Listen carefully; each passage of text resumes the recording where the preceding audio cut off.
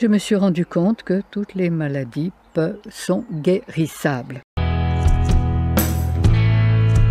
Hippocrate, le père de la médecine, n'a-t-il pas dit aux malades que l'aliment soit ton seul remède et demandé aux médecins de guérir sans nuire?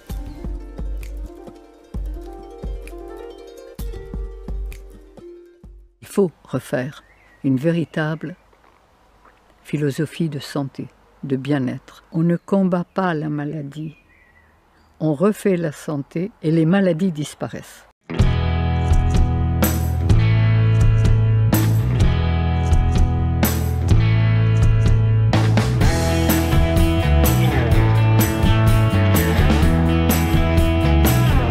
Le mal est l'absence du bien. Le froid est l'absence de chaleur. On ne combat pas le froid, on met de la chaleur.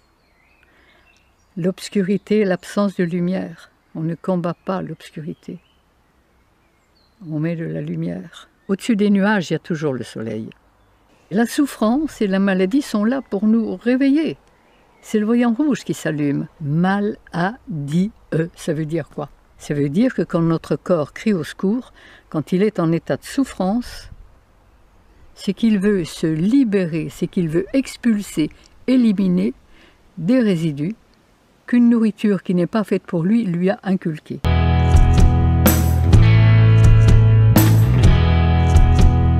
Commencer par donner à notre corps le carburant que son constructeur avait prévu pour son système digestif. On nous a toujours dit qu'on descendait du singe, des gorilles et des chimpanzés. Ils ont exactement le même système digestif que nous. Et ils se nourrissent de quoi? Sinon de cueillettes. Ils cueillent. Comme nous ne cueillons pratiquement plus, que nous mangeons des paquets, de la viande, enfin une nourriture complètement morte, eh bien automatiquement, on ne reçoit pas l'énergie dont on a besoin et on a besoin d'excitants. Mais c'est très simple. Avec les pâtes en Italie, il y a le café le plus fort. Avec les haricots rouges en Amérique du Sud, il y a le café et le rhum. Avec les hamburgers aux États-Unis, il y a le coca. Avec les frites en Belgique, il y a la bière. Avec le riz en Asie, il y a le thé. Et nous, on a aussi le café, le thé, le coca et tout ça. Et la viande. Mais avec ça, il faut le coup de rouge. Avec les produits laitiers, le fromage, il ne faut pas aussi le vin. Mais avec ça, on s'empoisonne tous les jours un peu, tous les jours, sans s'en rendre compte.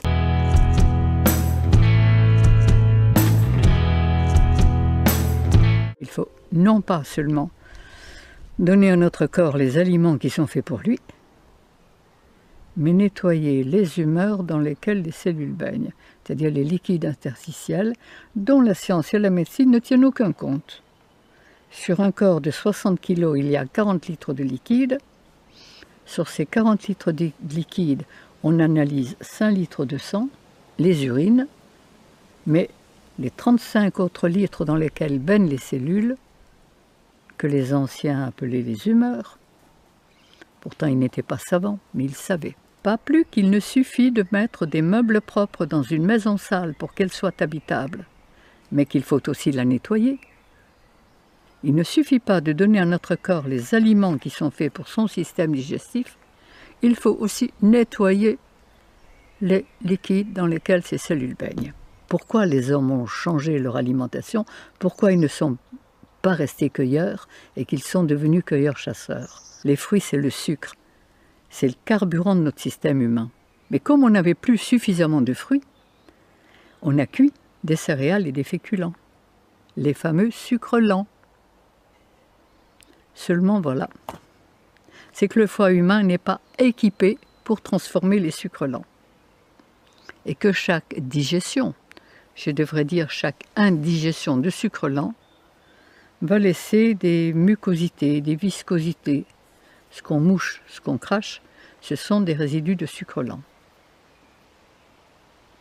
Et ces sucres lents, ces résidus vont passer dans la lymphe. J'appelle ça de la colle en termes de métier. Et il est certain que quand nos cellules bêtent dans la colle, elles ne peuvent pas fonctionner rapidement. En plus, ces viscosités vont calaminer tous les filtres, les reins par exemple, Et l'acide urique ne pourra plus être filtré à travers les reins dans l'urine, elle va repasser dans le système artériel. Et quand les urines d'un individu sont pâles comme de l'eau, c'est que ses reins sont bien calaminés. Mais il va faire un accident circulatoire, vraisemblablement dans peu de temps. Hémogliase et infarctus et autre chose. Plus les cellules vont baigner dans un milieu empoisonné, plus elles vont demander, aimer, exiger le produit qui fabrique le poison dans lequel elles baignent. Et là, eh bien, on va aimer ou le fromage, ou la charcuterie, ou le jambon, ou la viande. On va en demander et on va être accro. Et on va fonctionner exactement comme un drogué alimentaire que nous sommes tous devenus, plus ou moins. Et quand je demande à quelqu'un de quoi vous n'avez pas envie de vous passer, je sais exactement le point de départ de tous ces problèmes.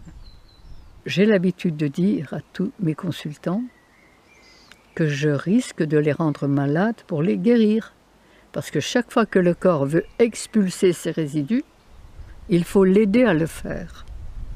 Alors que médicalement, scientifiquement, on empêche le corps d'éliminer. Donc, il n'y a plus de douleur, il n'y a plus de souffrance. Mais au lieu d'éliminer les toxines qu'il voulait éliminer, il les refoule dans ses nappes souterraines et ils ne vont pas rester sans rien faire. Alors, il est bien certain que le but, c'est d'aider, comprendre pourquoi notre corps souffre et l'aider à faire ce qu'il a à faire. Chaque personne est un cas unique et elle va expulser, son corps va tenter d'expulser ses résidus en fonction de sa constitution. Plus il est fort, plus il va expulser violemment, plus il est fragile, moins il va pouvoir expulser, et plus ça sera long et difficile, en fonction du stock résiduel qu'il a accumulé. J'ai écrit un livre qui va sortir. Jusqu'à présent, personne n'en a voulu. Les éditeurs m'ont dit « Votre livre a l'étoffe d'un best-seller, Madame Grosjean, mais je ne peux pas le prendre. » Je suis consciente que je démonte tout le système.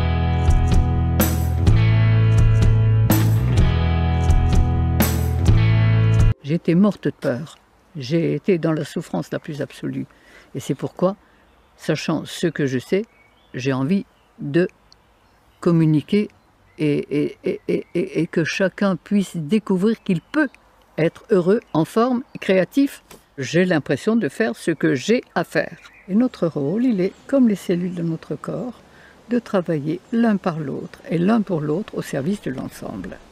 Et quand on peut faire ça, on est heureux de le faire. Et quand on est heureux, on peut donner du bonheur.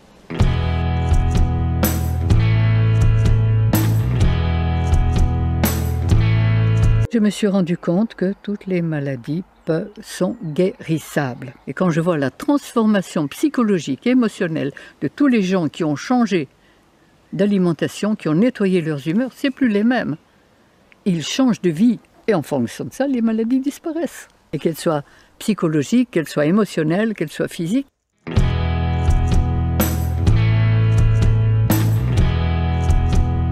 Mon époux a été soigné par vous, Madame Irène Grosjean. Il avait un braquet endo-œsophagien qui lui tenait tout l'œsophage. Il a passé récemment un contrôle fibroscopique. Le braquet a pratiquement disparu. Les médecins ne comprenaient pas. Il n'avait jamais vu ça de sa carrière. Mais mon époux a compris que c'était vous qui l'avez guéri. De cela, il aimerait vous remercier, et cela en personne. Si vous pouvez nous contacter par mail ou par téléphone avec mes remerciements, merci de nous répondre amicalement. Voilà. Mais j'en sois tous les jours. Et si je peux me permettre d'être aussi affirmative que je le suis, c'est parce que j'ai les preuves. Et que ce que je dis est prouvable, prouvé et prouvable à merci. Toutes les maladies sont guérissables. Le professeur Joyeux a vu pendant 26 ans pratiquement tous les cancéreux qui sont venus me voir. Parfois, il a fallu conjuguer.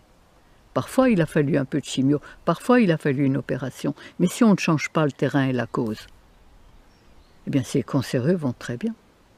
Il n'y a pas de récidive.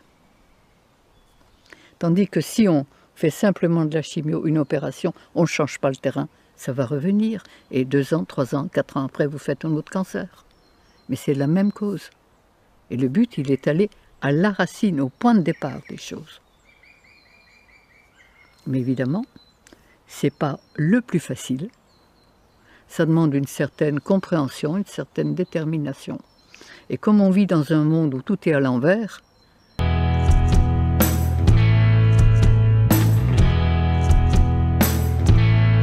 et la souffrance humaine, quand je vois toute la souffrance, quand je vois les maladies qu'on fabrique, quand j'entends et que je vois les noms de maladies, je respire abondamment. Mais ce n'est pas les maladies qu'il faut guérir. Vous soignez une maladie, médicalement, comme les médecins l'ont appris.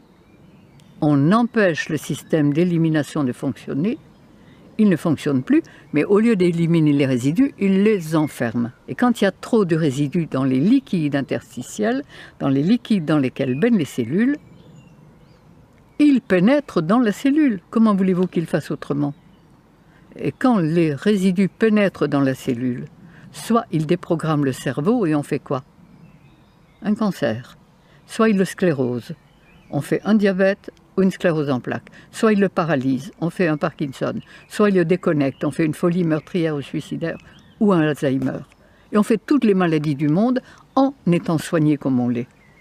Lorsque j'étais enfant, il y a 80 ans, eh bien, un cancer, on n'en entendait pas parler. Il n'y en avait pratiquement pas. Des obèses, je me souviens, dans une ville comme Épinal, puisque je suis vosgienne, il y en avait une. Elle était le côté curieux de toute la ville. À l'heure actuelle, il y a 400 personnes par jour en France qui meurent de maladies cardiovasculaires. Bien soignées, d'accord, mais ils meurent quand même. Il y a un cancer sur 2 personnes et demie, m'a dit un professeur de cancérologie très connu. Il y a des diabètes en pagaille. Enfin, des maladies, il y en a de tous les côtés. Maladie de Lyme, on en invente toujours de nouvelles. Et il y a de plus, et on est malade de plus en plus jeune. Des dépressifs, des suicidaires. Quand j'étais enfant, il y a eu un suicide dans un village de 1000 habitants en 20 ans d'existence. J'y suis allée il y a quelques années, il y avait eu 4 suicides dans l'année. Et c'est là où, évidemment, on se rend compte qu'on marche totalement à l'envers. Mais cela a des raisons précises.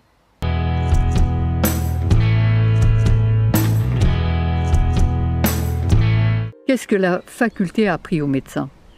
À chercher ce qui ne va pas. À chercher dans la poubelle la mouche jaune, la mouche verte. Et à mettre un nom extraordinaire dessus, c'est très savant. Et à prescrire des examens pour confirmer. Ça fait marcher toute la boutique. Et à prescrire des médicaments qui rendraient malade un bien portant et des opérations. Qu'est-ce que la médecine sait faire d'autre? La médecine allopathique. La médecine homéopathique est un peu moins pire, mais elle ne change pas le terrain. Je confirme que la faculté a appris aux médecins à éteindre les voyants rouges, à arrêter la souffrance, sans jamais se demander pourquoi ces voyants rouges se sont allumés, sans jamais se demander pourquoi on souffre. Donc, la faculté a fait du médecin, évidemment, il y a souffrance, on va se dépêcher d'arrêter la souffrance. Vous avez mal quelque part, on va mettre un grand nom. Si vous avez mal à gauche, ça sera une gauchite, à droite, ça sera une droitite. Ça coule par les sinus, c'est une sinusite. Ça, c'est la conjonctivite. Ça, c'est l'otite. Par le vagin, c'est une vaginite.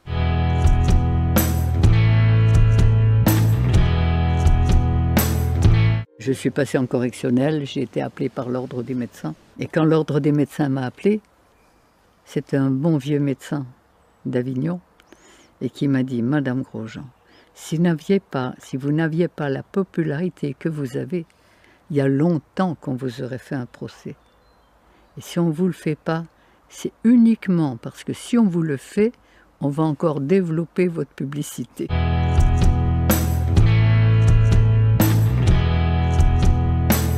Eh bien, donner à notre corps les aliments que la nature a prévus pour son système digestif. Ensuite, chaque fois qu'il crie au secours, qu'il veut se nettoyer, l'aider à le faire.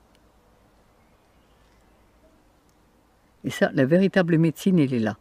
Aider notre corps à se nettoyer, pas l'empêcher de le faire. Manger des fruits, manger des légumes.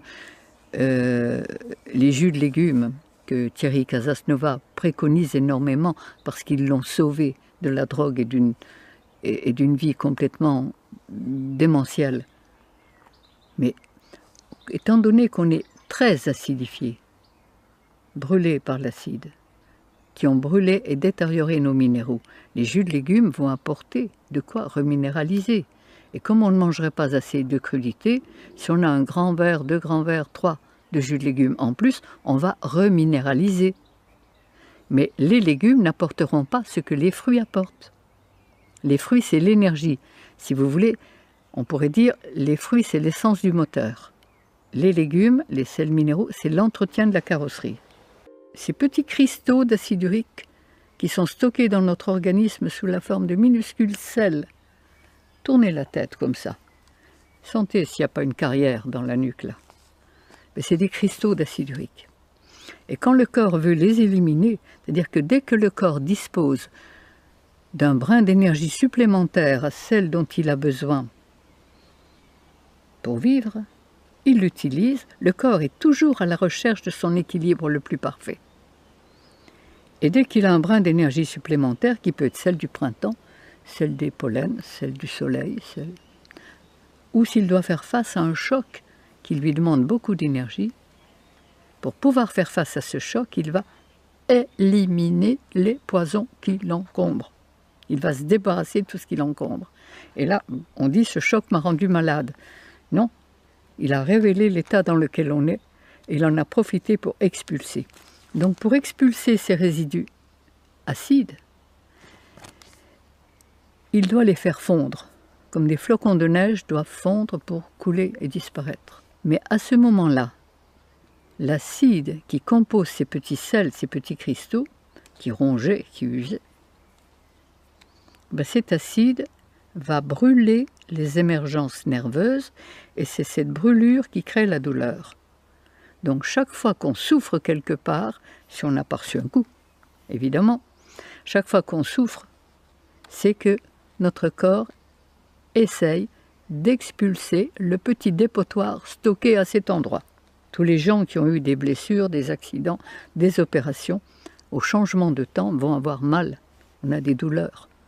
Hein, c'est le signal. Au changement de lune, chaque fois qu'il se passe quelque chose, eh bien, où on aide le corps à éliminer cet acide urique en faisant travailler au maximum les reins, la transpiration, qui est une forme, ou comme on pourrait le faire en coupant le fil du téléphone des pompiers quand la maison brûle, on coupe notre système sensitif, il ne va plus. Le corps ne va plus évacuer ses résidus, on n'a plus mal, le cerveau ne sent pas la douleur, mais au lieu d'évacuer les résidus, on va les enfermer, les garder dans nos nappes souterraines. Et dans le mot enfermer, il y a un autre mot, enfer. Et là, on va aggraver notre état de souffrance.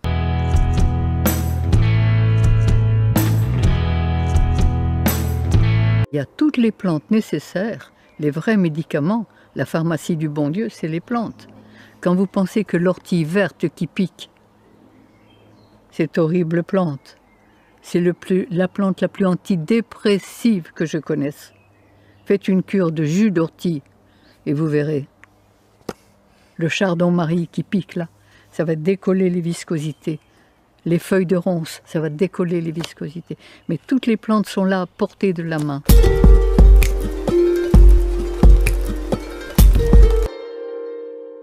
J'ai vu mourir très jeune 3 êtres chers, bien soignés comme on l'entend classiquement. Et là, perdre sa maman, quand on a 4 petits frères et sœurs et qu'on a 15 ans, c'est pas très drôle. Et j'ai rencontré quelqu'un qui m'a dit, mais il y a 2 médecines. Une médecine de santé une médecine de maladie. On a découvert, on a pratiqué, mon mari et moi, on était mariés à l'époque, et on s'est rendu compte qu'il y avait un autre chemin de vie. J'ai fait un doctorat en naturopathie il y a 60 ans.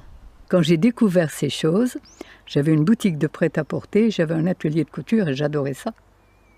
Et 15 jours après, mon mari m'a dit « Dépêche-toi de vendre ta boutique, tu n'en feras plus rien ». C'était vrai, j'avais découvert ce que je cherchais depuis toujours. Le moyen d'être heureux et en bonne santé. Et là, j'ai commencé à travailler, comme tous les naturopathes, avec une alimentation végétale, mais cuite. On n'avait pas encore compris l'essentiel. Puis, au bout de 15 ans de naturopathie, que l'on croyait évidemment qui nous avait déjà apporté beaucoup, eh bien, mon mari, qui avait de l'asthme depuis qu'il était enfant, et qui avait été beaucoup ventoliné et théophiliné, est mort d'une insuffisance cardiaque à 44 ans. Et ça a été l'élément qui m'a permis d'aller plus loin et de me dire que l'alimentation, c'était une chose, mais que ce n'était pas suffisant. Il y avait quelque chose qui nous avait échappé. C'est la mort de mon mari à 44 ans qui m'a permis, qui m'a obligé à chercher. Je me suis dit qu'on croyait tout savoir et en fait, pour mourir à 44 ans, il y avait quand même quelque chose qui n'était pas juste. Tous les jours, je dis merci à la vie de m'avoir fait passer par ces épreuves très difficiles pour m'obliger à chercher. C'est le hasard, c'est les lectures, c'est les rencontres, c'est l'information à travers tous les consultants que j'avais. Et quand on cherche, on trouve. Et j'ai trouvé un bout de chemin, puis un autre bout. Et puis, de bout en bout, j'ai rassemblé. Il y avait un autre chemin de vie, celui du respect des lois de la vie.